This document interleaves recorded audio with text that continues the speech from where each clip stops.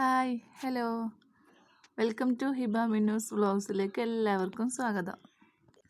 ഇന്നൊരല്പം മധുരമായാലോ?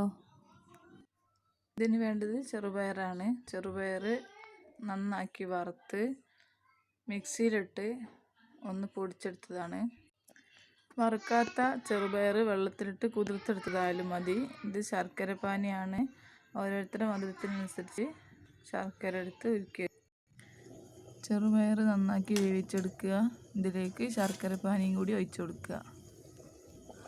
ഇത് തിളച്ചുകൊണ്ടിരിക്കുന്ന ടൈമിൽ തന്നെ അരക്കപ്പ് പാലും കൂടി ഒഴിച്ചു കൊടുക്കുക.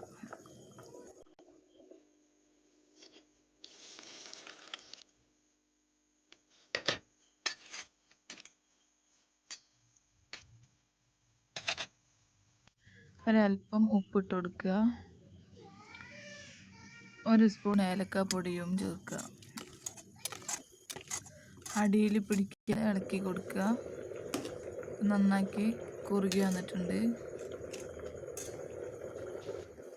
ഒരു പാൻ അടുപ്പത്ത് വെക്കുക. ചൂടാകുമ്പോൾ 2 സ്പൂൺ നെയ്യ് ചേർക്കുക. കുറച്ച് തേങ്ങാക്കൊത്തും കിസ്മിസും വറുത്ത് പായസത്തേക്ക് ചേർക്കുക.